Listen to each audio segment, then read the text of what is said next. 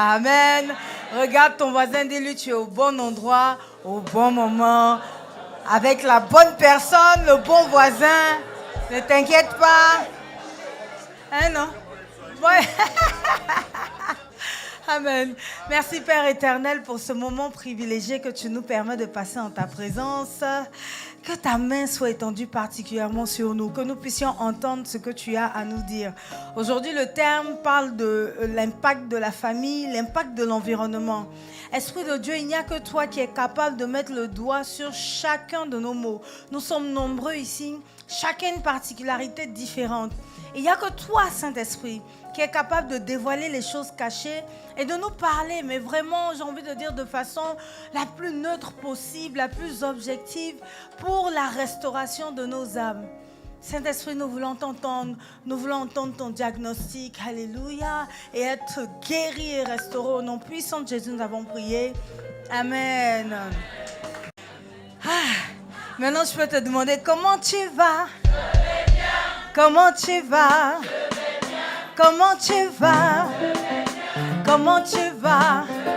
Au nom de Jésus, je le confesse. Au nom de Jésus, je le proclame. Comment tu vas? Comment tu vas? Comment ça va? Comment ça va? Ça va bien. Amen. Aujourd'hui, nous allons parler donc des blessures de l'âme liées à la famille et à l'environnement.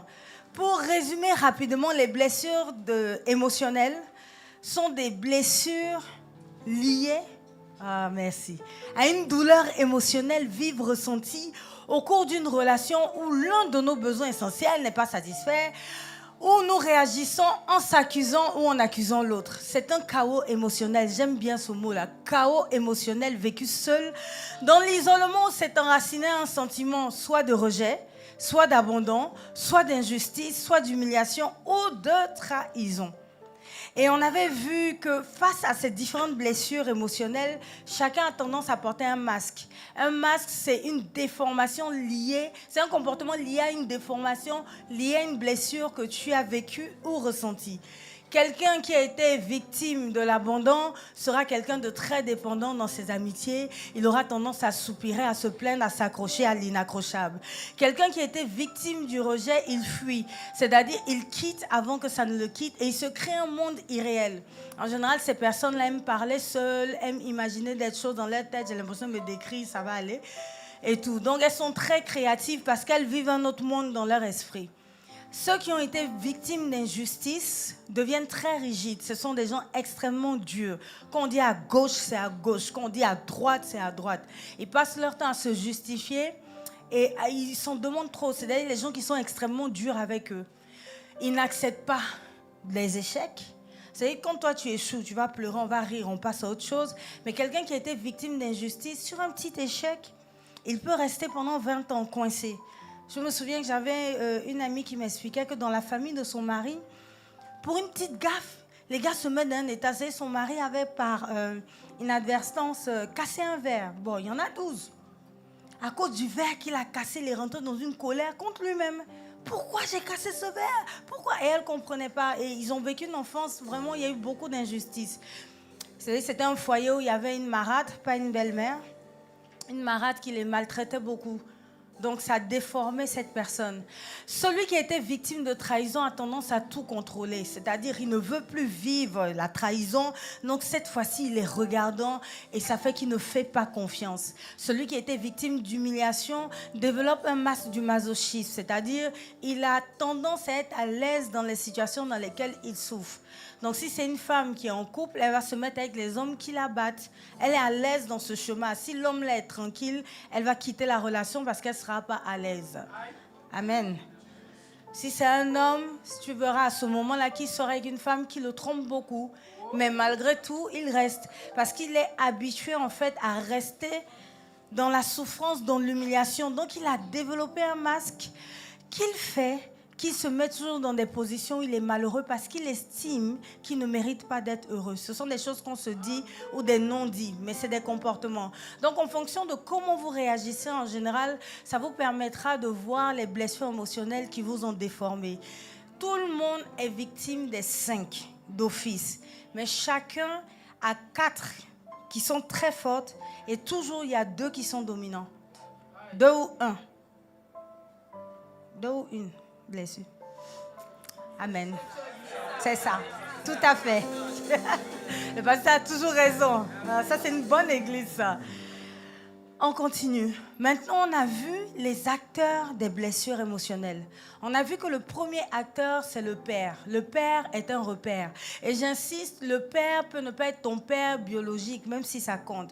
C'est ton père de référence. Donc, ça peut être un ami à ta mère, ça peut être le frère de ton père ou le frère de ta mère.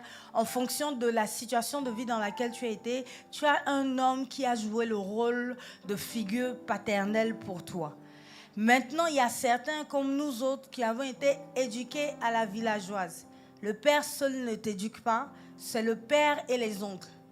Donc, à ce moment-là, toi, dans ton cas de figure, ton père biologique peut te marquer ou être ton repère à 50%, ton oncle maternel à 25%, ton oncle paternel à 25%. Ça dépendra de tes réalités. Ensuite, pour ceux qui n'ont pas grandi avec leur père, vous avez tendance toujours à avoir un homme que vous allez idéaliser. Dans ce cas de figure, c'est lui qui est votre père et qui est votre père. Cependant, le père biologique reste tout de même un repère pour vous. Parce que l'abandon que vous vivez sera intense, même si votre beau-père vous aime comme un fils, même si votre oncle vous aime comme un fils. Il y aura toujours cette blessure liée à votre père. Et vous remarquerez qu'il y a des enfants qui ne grandissent pas avec leurs parents, mais ils ont texto le caractère des parents avec qui ils n'ont pas grandi. Parce que les comportements se transmettent au travers des gènes. C'est pour ça qu'on dit dans le sang, il y a l'âme. Dans l'âme, il y a les émotions. Donc ton père biologique va forcément te transmettre ces émotions qui ont défini son caractère et son comportement. Même si tu ne le connais pas, il y aura forcément une influence, d'où vous remarquerez toujours que quand un enfant n'a pas grandi avec sa famille biologique, arrivé un moment, il ressent le besoin de les retrouver pour pouvoir s'identifier. Parce que je donne un exemple, si dans ta famille, personne ne joue d'un instrument de musique, tu vas forcément essayer de savoir d'où ça vient. Amen, vous comprenez un peu, non? Donc, tu auras tendance à chercher chez tes oncles, chez tes tantes, chez tes grands-parents. Et un enfant qui ne connaissait pas son père, arrivé à un certain âge, il se lève, il veut connaître son père. Et donc, il va chercher la famille de son père parce qu'il sent qu'il y a des choses innées en lui qui ne viennent pas de l'éducation qu'il a reçue. Et il a besoin de comprendre, il a besoin de voir. Tu vois, je donnais un exemple une fois, la famille paternelle, lui, la famille de la Potouré. Eux, quand il y a une fête, quand une bagarre éclate, mon père et ses soeurs, ils applaudissaient, ils disaient « Ah, ça c'est notre sang, la famille, la fête a réussi. » Quoi? Alors que du côté de ma mère, c'est vraiment les intellos. On ne lève pas, on ne hausse pas la voix. Qu'est-ce que tu veux dire? Exprime-toi. Donc, nous autres qui aimons les palabres, on était mal à l'aise chez la famille maternelle. Mais dans la famille paternelle, tu vois, dans ta cousine, quand tu lui racontes, elle réagit comme toi. Et ça te met plus à l'aise. Amen, je suis en train de choquer quelqu'un. Oui, j'étais pas la bosse. Jésus a enlevé ça. Mais sinon, j'étais très bagarreuse, sans avoir la force, rien qu'avec la bouche. Amen. Et donc, on avait dit que comme le Père est un repère, que tu le veuilles ou pas, tu es rattaché à lui. Que tu l'aimes ou que tu ne l'aimes pas, ça crée un lien qui fait que tu es lié à ton Père. Et on avait pris une image où on avait lié le sage à Yaya ou à Jean-François. Et ça fait que lorsque le sage va aller, par exemple, dans le couloir, si Jean-François est à la sortie, il est tiré, il ne peut pas atteindre son objectif. L'inconvénient et l'avantage, lorsque tu as un père qui est un repère, si tu ne coupes pas le lien pour épouser Christ, c'est-à-dire et faire maintenant de Dieu dans le ciel ton père, ta vie va dépendre de ton père biologique ou de ton père de référence. Ça veut dire quoi? Si c'est un homme polygame, tu vas te rendre compte que toi aussi, allez, t'es un peu léger, voilà, t'as la main légère, hein? Là les hommes ne rient plus, je change de sujet. Si Si tu es une femme qui avait un père extrêmement strict, tu ne t'en rendras pas compte. Tu vas chercher à épouser un homme dur. Parce que c'est inconsciemment, ton père est ton repère. Tu restes dans le cercle. Si l'homme là est trop doux, qui ne parle pas, tu auras tendance à dire, mais tu n'es pas un homme. Alors que parler doucement ne signifie en rien qu'on est masculin ou qu'on n'est pas masculin. Ça n'a absolument rien à voir. Mais comme dans ta famille, ton père est un dictateur, pour toi, être un homme, c'est être dictateur. Donc du coup, tu vas te retrouver à épouser un dictateur, alors que dans le fond, tu as un cœur tellement sensible que tu ne supportes pas les cris. Mais comme tu es rattaché encore à ton père, que tu n'as pas fait de Christ, de Dieu le Père, ton père, tu te retrouves finalement dans une relation qui reproduit en fait la vie de ta mère avec ton père. Dans le couple, tu auras tendance, que tu le veuilles ou pas, à faire ce que ta mère a fait dans le foyer, à faire ce que ta tante a fait dans le foyer. Le problème avec la mère, on a parlé des blessures liées à la mère. Ah oui, c'est vrai, pardon, le résumé est là. Bon, vous avez pris la photo, non? On passe directement à la mère. Le problème avec la mère, quand je dis problème, c'est que c'est un lien volontaire qui se crée depuis le ventre. C'est un lien émotionnel. Le père, c'est un lien inné. C'est comme ça, c'est ton père, c'est ton repère. Tout enfant a besoin de son père. Chère maman. Amen. Même s'il t'énerve. Parce que c'est une erreur qu'on commet beaucoup. On dit on veut protéger l'enfant de son père. Tu ne peux pas protéger l'enfant de son père. Laisse-le vivre ses propres expériences avec son père. Et ce n'est pas parce qu'avec le père et toi, ça n'a pas marché, qu'entre l'enfant et son père, ça ne va pas marcher. Non, j'insiste. Amen. Parce que j'entends trop de sœurs, c'est-à-dire qui se plaignent des papas. Il n'est pas assez là. Non, il n'est pas assez bien. Non, il n'est pas bien. Mais c'est son père. C'est-à-dire, je ne sais pas comment t'expliquer. Ne fais pas ça. Laisse-le vivre avec son père, vivre ses gourmets avec son père. Hein, comme ma mère nous a laissé arriver au monde. J'ai dit, mais maman, pourquoi tu as épousé le monsieur là? Tu vois, non, comme ça, quand ça sonne, on critique le papa. On a vécu la même chose ensemble. J'exagère. Mais je veux dire, laisse-le être le père. S'il est absent, au moins l'enfant vit lui-même l'absence. Mais je vois des mères qui se disent, non, si l'enfant vit l'absence, il va être choqué. Donc, on dit à l'enfant, je t'interdis de voir ton père. Donc, tu sais ce que tu es en train de créer? Tu es en train de créer un rebelle dans ta maison.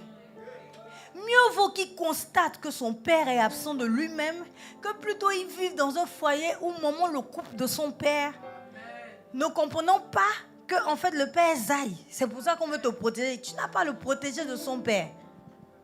Amen. Donc, arrêtez ça, les sœurs. Laissez-les vivre leur gourmet. Maintenant, quand il va vivre son gourmet, lui-même, il va décider que, ah bon, papa n'est pas trop là, hein, finalement, je ne compte plus sur lui. C'est différent de maman m'empêche de voir papa. Laissez-le vivre.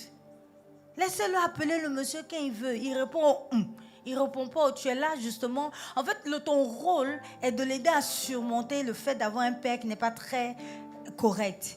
Mais ton rôle n'est pas de le priver de son père ou de venir faire ombrage.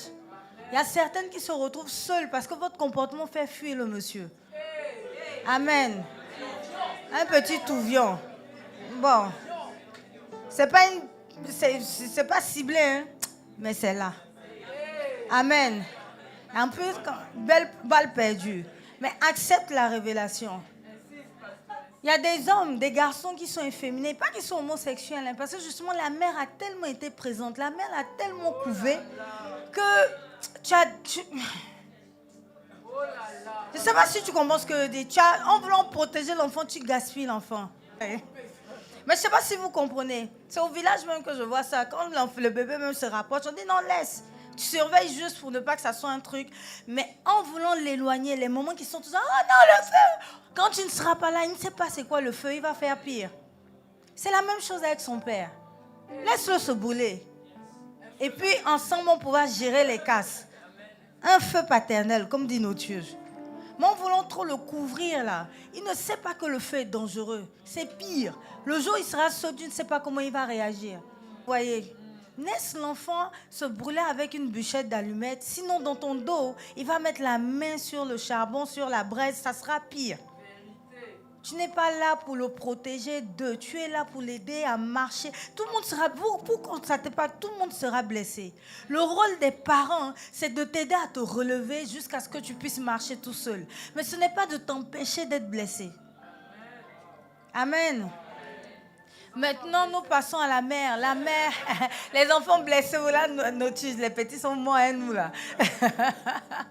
Le rôle de la mère est très différent. La mère, c'est un lien émotionnel, volontaire, j'ai envie de dire, qui est tissé depuis, en fait, le cordon ombilical, depuis la grossesse et tout.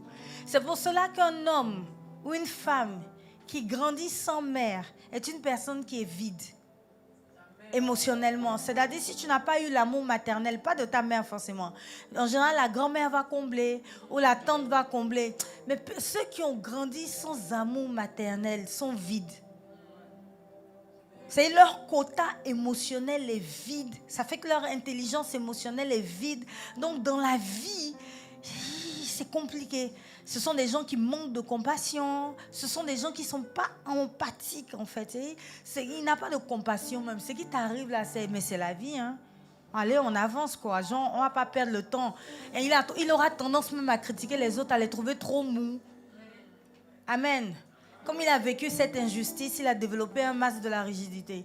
La mère, justement, c'est un lien émotionnel. Et c'est la mère qui nous transmet l'éducation. On l'a prouvé même par la Bible et nous savons tous que c'est ça. La mère a un impact considérable sur son enfant. Nous devons néanmoins nous détacher de cette influence afin de recevoir pleinement l'instruction de Dieu. Tu sais, je vais te dire quelque chose. Surtout les hommes, d'où la belle-mère est parfois dans le foyer. Là, il y a un silence. Tu es marié. Déjà, tu as tendance à rechercher ta mère en ta femme. Et secondo, quand ta mère est vivante, ta mère reste là. Ça devient une comparaison. Les hommes qui n'ont pas aimé leur mère, c'est pire. Parce que la femme est comme un objet à leurs yeux. Il y a un lien émotionnel qui n'arrivera jamais à tisser avec toi. C'est-à-dire que tu es là, tu fais les enfants, vous êtes ensemble, mais il est froid, il est dur, il est distant, il se protège, puisqu'il n'a pas été aimé par sa mère. Donc, quelque part, en une femme, il voit quelqu'un qui l'a abandonné. Mais comme il a des besoins physiologiques, il est contraint. Et ça fait que dans le foyer, ce genre d'homme-là n'arrive pas à s'allier à leur femme. Quand je dis s'allier à sa femme, il sera dans son foyer, il vit seul avec toi. Ça veut dire quoi? Le matin, il se lève, il décide d'acheter une nouvelle Prado. Il ne te consultera jamais, laisse tomber. Parce que la femme est là pour les enfants, pour gérer la maison, en fonction des blessures émotionnelles qu'il a reçues ou du rôle qu'il a vu sa mère jouer avec son père.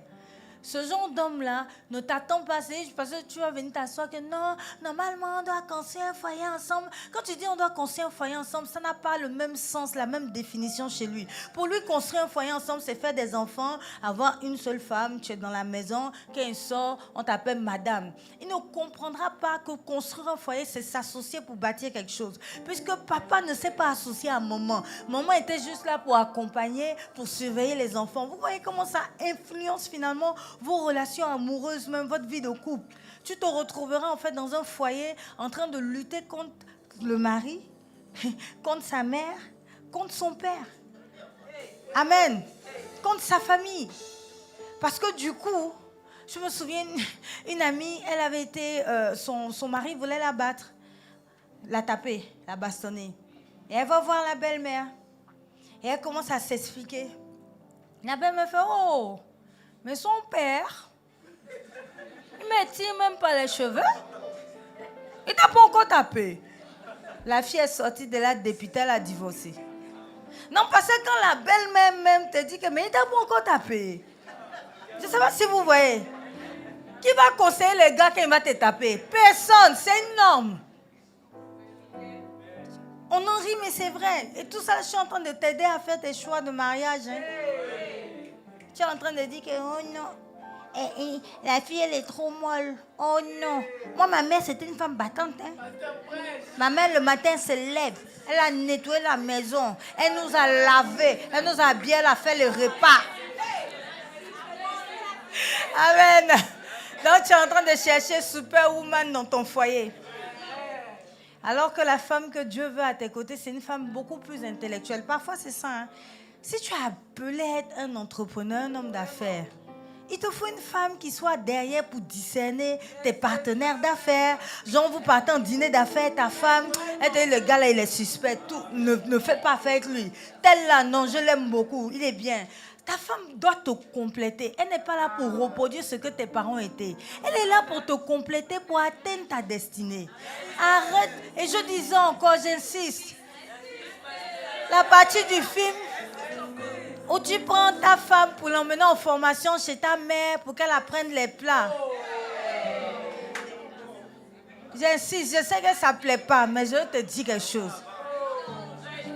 Je te dis. C'était avant, non?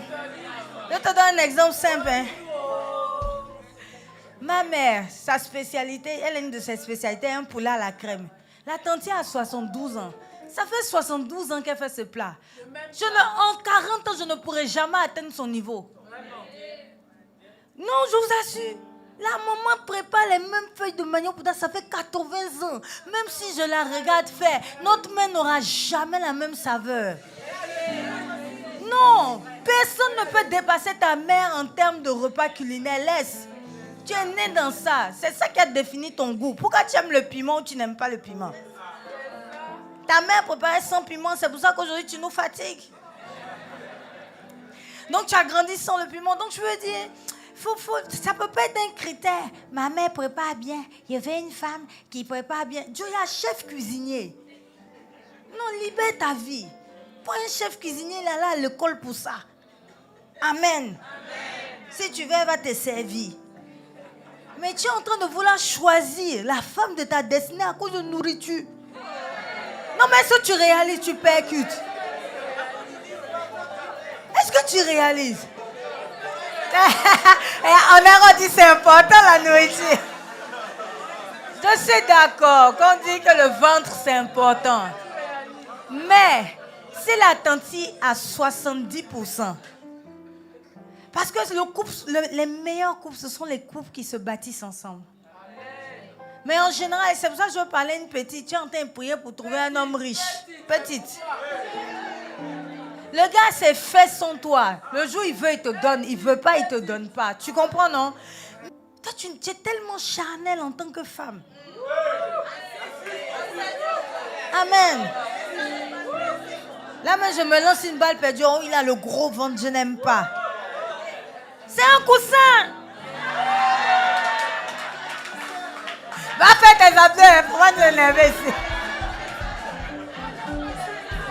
On ne veut pas de coussin, non. On va acheter un coussin.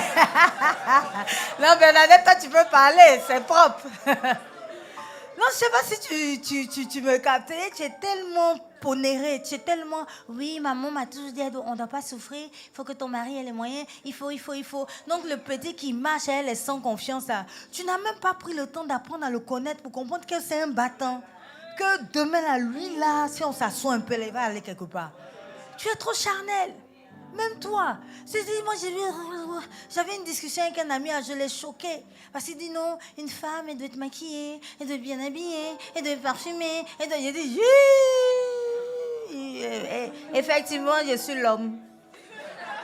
Mais il m'a vu en garçon, il dit, il accepte, mais mon mère accepte. C'est Dieu. Comment tu peux décrire et choisir ta femme à cause d'un habit que tu peux acheter pour lui donner? Je ne sais pas si tu comprends. C'est pas l'extérieur qui compte, c'est l'intérieur. Oh non, elle est trop collante. Elle est trop collante, mais elle est fidèle, elle est là même quand ça ne va pas. Son collet là, ça a ses avantages.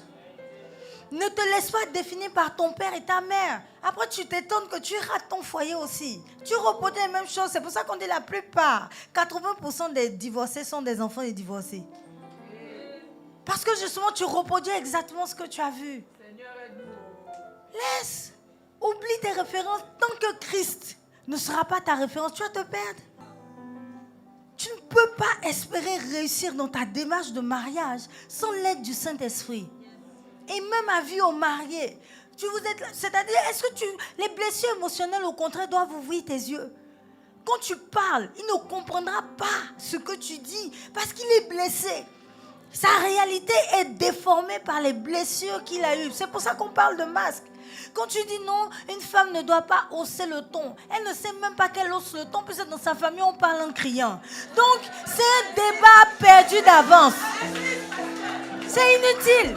Tu es en train de te disputer avec quelqu'un qui ne comprend même pas qu'elle est en train de crier.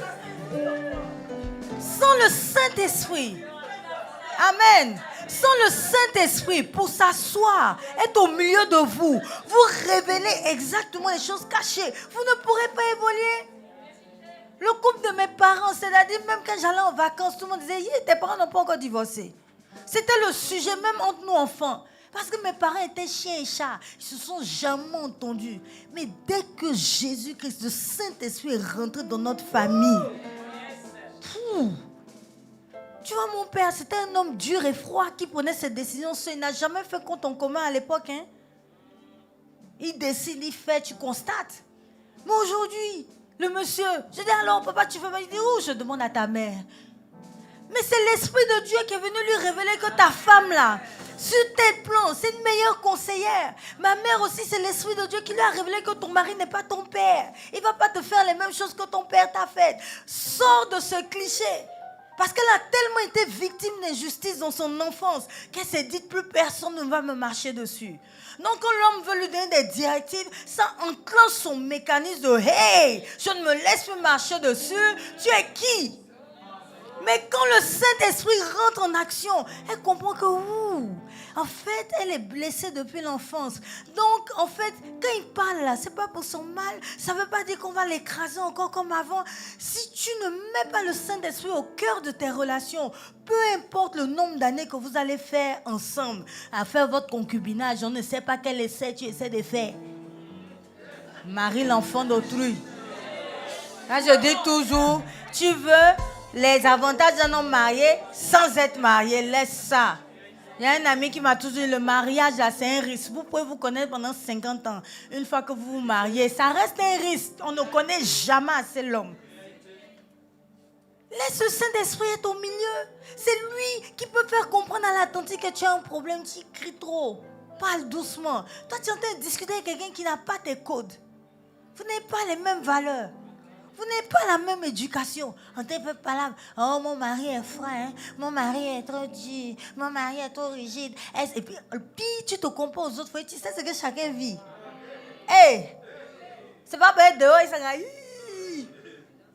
oh non, les autres hommes. Dieu ne t'a pas donné un autre homme. Arrête de nous fatiguer. Ton homme n'est pas le genre à venir prendre conseil. C'est ça que tu as choisi. Assumons nos choix vivants. Pourquoi tu veux le transformer? Il est comme ça depuis toujours. Parce que vous voyez dans un foyer avec un gourmet, ma femme ne porte pas assez de jupe. Quand tu la dragues, elle est en jupe. Non! Ah! Amen. Faut laisser. Une fois que tu acceptes la situation, assumer nos défauts. C'est comme ça, c'est sûr. Mais c'est quoi les bons côtés? Ça, regarde au bon côté, avance. Et laisse maintenant le Saint-Esprit. Aucun homme ne peut transformer un homme. Vous allez faire palabre. C'est-à-dire, à la limite, pour avoir la paix, ton homme là va se contenir. Mais 10 ans plus tard, tu connais la fureur du dragon. Ok, il faut regarder le film. Méchant. Ou bien le dernier film de, comment il s'appelle? Bruce Lee. Anyway. C'est allé loin. Non, je veux te dire par là que c'est le Saint-Esprit qui est capable de transformer quelqu'un. La partie du film où tu penses que peut-être tu vas lui parler tous les jours, il va changer. Il ne va pas changer, il va se contenir. Il va s'étouffer pour exploser et devenir pire. C'est pour cela que parfois, surtout pendant les fiançailles, c'est le temps du charming. Donc, si tu dis, tu cries trop, il va dire, oh pardon bébé. Dès que vous êtes mariés, au bout d'un an, le charming est déjà fini. Le ton de la voix devient pire. Il a économisé, il a fait 1 an sans crier. Donc là, le volume a augmenté. Amen. Aucun homme ne peut transformer un homme. C'est le Saint-Esprit qui peut transformer. Et allons rapidement dans le thème du jour, Seigneur, pourquoi? Ça veut dire qu'il y a eu beaucoup d'absents durant les 4 derniers mois, les 4 dimanches. On va directement. Allons à Proverbe 24.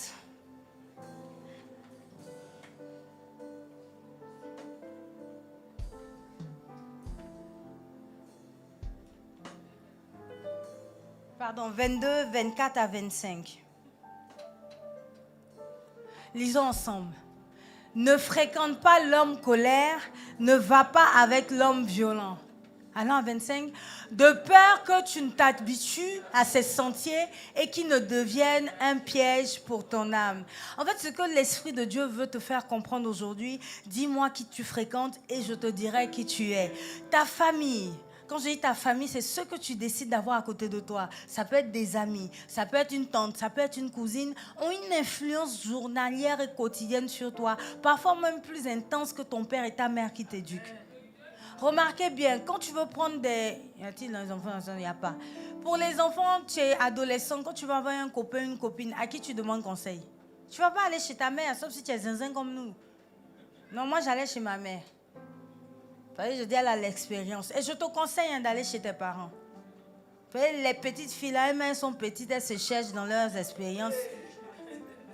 Elles vont venir te dire quoi? Elle va dire, oh non, les rapports sexuels, c'est bien. C'est pas bien, en fait. Tu sais pourquoi? Je parle à une jeune fille et à un jeune garçon. Tu es en train de donner ta vigueur. C'est-à-dire, le meilleur de toi est dans ta virginité. Amen. Même si tu as déjà fait une fois, c'est pas grave. Tu vas redevenir vierge. Donc, ça te concerne. Puis, il y a quelqu'un qui a pensé dans sa tête qu'au moins, il a déjà fait. Non, tu te laisses. Tu es dans mon exhortation. Ta virginité, le fait de ne pas... C'est-à-dire, ce qui fait que l'amour d'une mère et d'un bébé est intense, c'est parce que la première personne que le bébé aime, c'est sa mère. Le fait qu'il tète, le fait qu'il soit... C'est-à-dire, en général, quand le bébé tète, surtout à un certain moment, là, le regard qu'il donne à sa mère pendant qu'il mange assez... Ouh! Même quand il ne tète pas, pour nous autres, on n'a pas têté. C'était ma première blessure. Amen. Quand la mère te donne le cérélac, je ne sais pas, vous voyez un échange de regards. Cet amour est plus intense que quand il va aller voir 2 filles, 3 filles pour aller dire je t'aime. Chaque fois que tu dis à une fille je t'aime et qu'après vous rompez, c'est une partie de toi qui meurt là.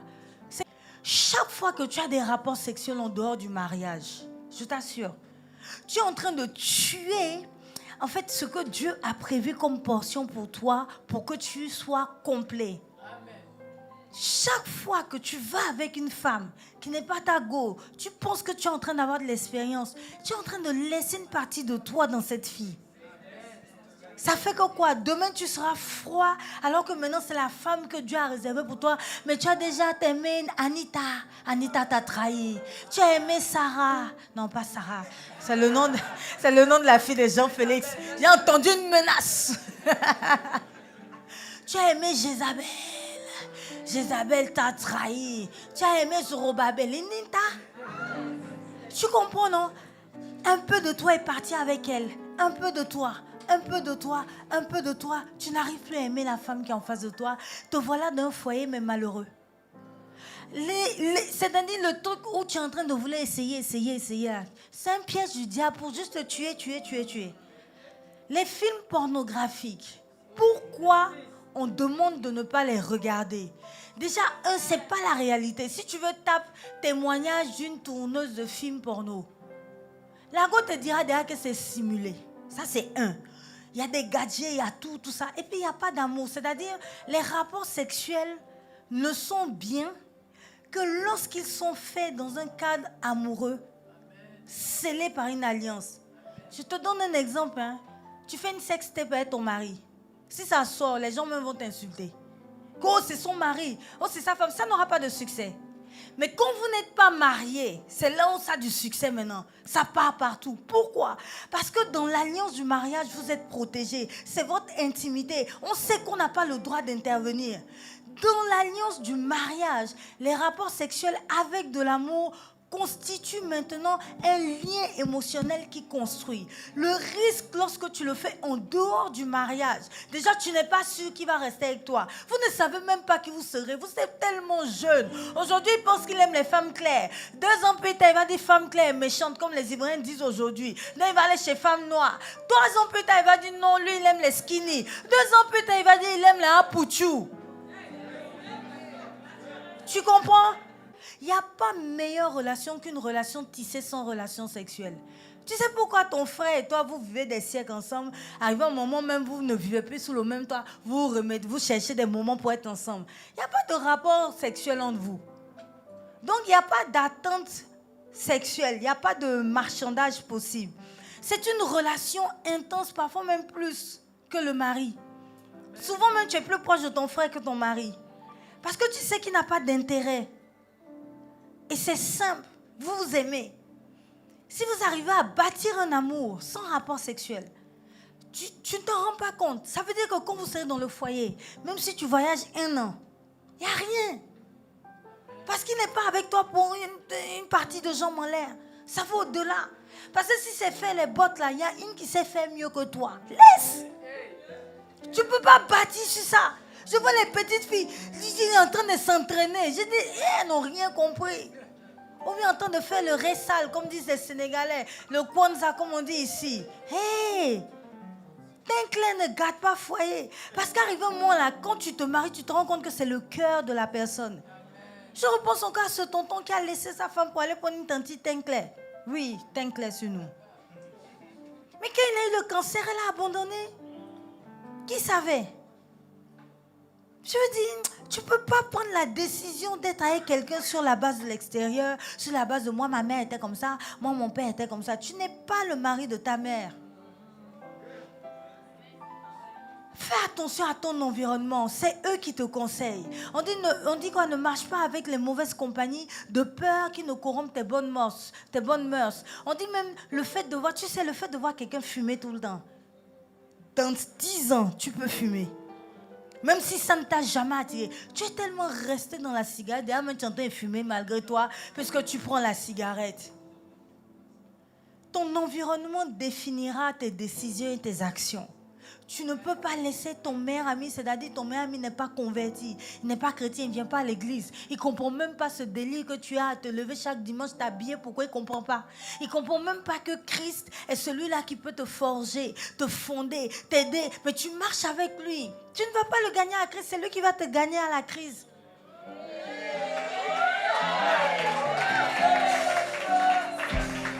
Amen. Non mais pour de vrai. Tu as décidé de marcher avec Christ. Tu as décidé d'être différente. Comment toi, tu es une femme célibataire, tu t'assois avec une femme célibataire qui cherche à se marier? Vous allez déprimer. Je ne sais pas si tu me comprends. Marcher avec une go qui est célibataire, qui assume. Vous êtes heureuse dans ça. Je me souviens une fois, le courant était coupé. J'ai envoyé un message à Notus et Bernadette pour me moquer de moi. C'est chez une amie qui a un groupe électrogène. Elles sont obligées de dormir, les gars. Je dis, il y a quoi pour la chaleur? Moi, je me déplace. Il n'y a pas quelqu'un à qui je vais dire, bébé, il fait dormir. Quand il fait chaud, là, il dort pas. Il n'y a pas ça. Je suis allée voir ma camarade célibataire. On était contents. On s'est fait une pyjama partie. Je ne sais pas si tu me comprends. Vous êtes là. Aujourd'hui, un homme m'a crié dessus. Je me suis dit que si j'étais mariée, il ne devait pas crier comme ça. Peut-être ton homme même avait crié sur toi, le monsieur là, tu ne sais pas. Tu es en train de pleurer sur l'inconnu. Ah! Et puis, moi tu sais, quand je lève ma main gauche que c'est vite comme ça, je sens quelque chose. Hey! Ah! Le poids du célibat, le célibat est mal chic, mal doux. Quel poids? Ah! Non, moi je ne supporte pas la solitude. Quand je ne suis pas seule, je ne suis pas bien. Regarde, moi quand je me goumais là, c'est moi-même qui laisse avoir des goumins. Il n'y a pas à faire de... Tu as réglé ton message. Est-ce qu'il t'a dit qu'il t'aime? Bon, tu vas aller en vacances à Abidjan. Est-ce qu'il va accepter? Tu vas aller en France 2 semaines. Mais il ne veut pas rester 2 semaines seul. Donc tu es obligé de faire 3 jours. Amen. Chacun a ses avantages et ses inconvénients. Tu es dans une situation, toi tu veux être directeur, tu veux être cadre dirigeant. Je n'ai pas dit d'être opportuniste, hein, mais les gens avec qui tu marches t'influencent. Au lieu de gérer ton DG, ton directeur, c'est toi qui le combats. Tu penses que tu as des directeurs comment? C'est un directeur qui nomme un directeur. Même si tu t'entends tout le monde. Si ton chef ne t'apprécie pas, c'est là on dit, ça assis sur ma promotion. Ouvre les yeux. Dis-moi qui tu fréquentes et je te dirai qui tu es. Attention à tes fréquentations, elles peuvent te déformer. Des enfants se sont retrouvés à se droguer parce qu'ils marchaient avec des drogués. Des filles se sont retrouvées à sortir avec des garçons parce que toutes leurs copines avaient des copains. C'est tout. Donc c'est le femme. Attention à l'environnement que tu choisis. Attention à la mentalité des gens avec qui tu marches. Attention. Tu peux être avec une amie qui a des jugements sur toi ou sur qui tu es vraiment. Ça ne sert à rien. Vous devez vous tirer vers le haut. Attention. On dit quoi? Maudit soit l'homme. Allons dans Psaume 1, verset 1. La Bible dit, heureux l'homme qui ne marche pas selon le conseil des méchants, qui ne s'arrête pas sur la voie des pécheurs et qui ne s'assied pas en compagnie des moqueurs. Allons à 2 quand même pour voir les avantages. Mais qui trouve son plaisir dans la loi de l'Éternel et qui la médite jour et nuit. Allons à 3 où on dit qu'il est comme un arbre. Il est comme un arbre planté près d'un courant d'eau qui donne son fruit en sa saison et dont le feuillage ne se flétrit point. Tout ce qu'il fait, tu veux réussir, choisis bien tes fréquentations. Si tu as un ami qui te dit non, tu es trop fidèle, pourquoi tu n'as qu'une seule go, toi aussi, quitte ton ami. Tout laisse. Amen. Oui, ça c'est les jeunes qui ont compris. Non, quitte-le. Fais attention à tes fréquentations. Ça fait partie de tes blessures émotionnelles. Ils vont te déformer, te transformer et t'inculquer leurs blessures. Parce que que tu le veuilles ou pas, il y a toujours dans tes amis le mâle dominant. Même si vous êtes une fille, hein, il y a toujours le chef de bande. Celui-là à qui on veut ressembler. Celui-là qui décide. Celui-là qui nous commande. Celui devant qui on veut être bien. Ça, là, c'est en train de te déformer. Éloigne-toi d'eux, même si Darwin, ses yeux sont fermés, qui prie tout le temps. Au moins avec Darwin, tu vas entendre l'Esprit de Dieu. Amen. Choisis de meilleures compagnies. Tu veux marcher avec Christ. Tu veux, je sais pas, tu veux te stabiliser. Tu vois, Jean-Félix est stable, tu ne le salues pas à l'église. Amen. Il ne faut pas faire ça. Comment toi, tu veux construire un foyer? C'est avec tes amis qui se cherchent que tu parles. Est-ce que vous comprenez un peu? Vous êtes fiancés. Vous-même, le couple qui est en face de vous, mais il se cherche. C'est-à-dire, non, il y a un gars qui ça m'a choqué. C'est-à-dire, le couple même se dispute devant nous. Mais c'est eux qui prennent comme témoin. Je ne sais pas si tu comprends. Toi, tu veux un truc stable. Le monsieur essaie ici à sa femme. C'est un modèle. Même s'ils ne sont pas parfaits, au moins ça là. Ils ont ça, tu n'as pas. Tu veux ça. Il faut te coller un peu. Il faut lui faire un cadeau de bonne fête des pères. Je ne sais pas si tu me comprends. Marche avec des gens stables. Marche avec des hommes fidèles. Marche avec des hommes qui, quand tu les regardes, tu sens que oui, c'est un homme, il gère sa femme, il gère ses enfants. Que Dieu vous bénisse encore.